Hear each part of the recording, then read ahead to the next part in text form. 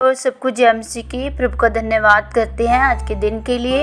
आइए मेरे भाई बहनों, आज हम नीति वचन अध्याय 6 पढ़ते हैं। हालेलुया। अन्य चेतावनियां, व्यभिचार के विरुद्ध अन्य चेतावनियां। हे मेरे पुत्र, यदि तू अपने पड़ोसी का उत्तरदायी हुआ हो अथवा परदेशी के लिए हाथ पर हाथ मारकर उत्तरदायी हुआ हो, तो तू अपने ही मुंह के वचनों से फंसा और अपने ही मुंह की बातों से पकड़ा गया।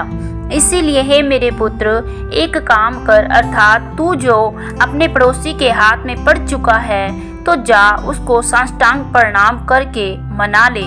तू न तो अपनी आंखों में नींद और न अपनी पलकों में झपकी आने दे, और अपने आप को हिरणी के समान शिकारी के हाथ से और चिड़िया के समान चिड़ी मार के हाथ से छुड़ा।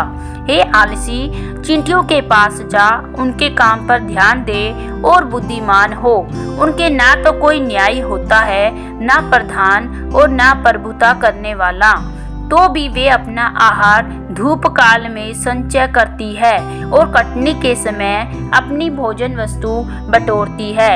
हे आलसी, तू कब तक सोता रहेगा?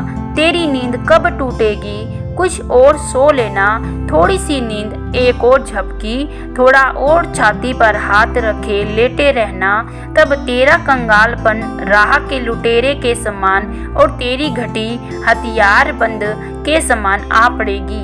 ओछे और अनर्थकारी को देखो, वह टेढ़ी टेढ़ी बातें बकता फिरता है। वह नैन से सैन और पाँव से इशारा और अपनी उंगलियों से संकेत करता। उसके मन में उलटफेर की बातें रहती। वह लगातार बुराई गढ़ता है और झगड़ा रगड़ा उत्पन्न करता है। इस कारण उस पर विपत्ति अचानक आ पड़ेगी।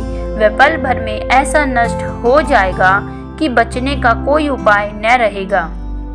6 वस्तुओं से यहोवा बैर रखता है, वरन 7 है जिनसे उसको घृणा आती है, अर्थात घमंड से चढ़ी हुई आंखें, झूठ बोलने वाली जीभ और निर्दोष का लहू बहाने वाले हाथ, अनर्थ कल्पना गढ़ने वाला मन, बुराई करने को वेग दौड़ने वाले पांव, झूठ बोलने वाला गवाह और भाइयों के बीच में झगड़ा उत्पन्न करने वाला मनुष्य। हालेलुया। व्यभिचार के विरुद्ध चेतावनी। अब हम 20वीं आयत से पढ़ेंगे इसी का।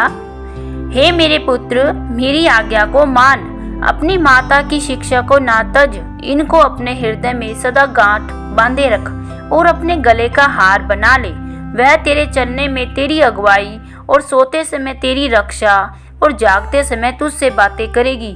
आज्ञा तो दीपक है और शिक्षा ज्योति, और सिखाने वाले की डांट जीवन का मार्ग है, ताकि तुझको बुरी स्त्री से बचाए और प्राय स्त्री की चिकनी चुपड़ी बातें से बचाए। उसकी सुंदरता देखकर अपने मन में उसकी अभिलाषा ना कर।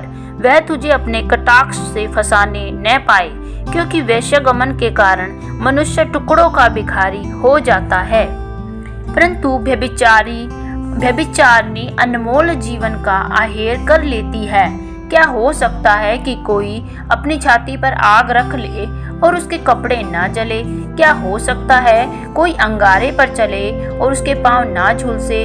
जो प्राय स्त्री के पास जाता है उसकी दशा ऐसी है, वरन जो कोई उसको छुएगा वह दंड से ना बचेगा।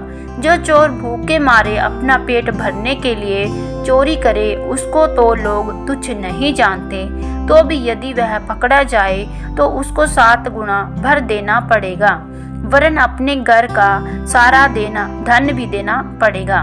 परंतु जो प्रस्थिगमन करता है वह नीरा निर्बुद्ध है। जो अपने प्राणों को नष्ट करना चाहता है वही ऐसा करता है। उसको घायल और अपमानित होना पड़ेगा और उसकी नामधराई कभी ना मिटेगी, क्योंकि जलन से पुरुष बहुत ही क्रोधित हो जाता है और पलटा लेने के दिन वह कुछ कोमलता नहीं दिखाता। वह घूस पर दृष्टि न करेगा, चाहे तू उसको बहुत कुछ दे तो भी वह न मानेगा।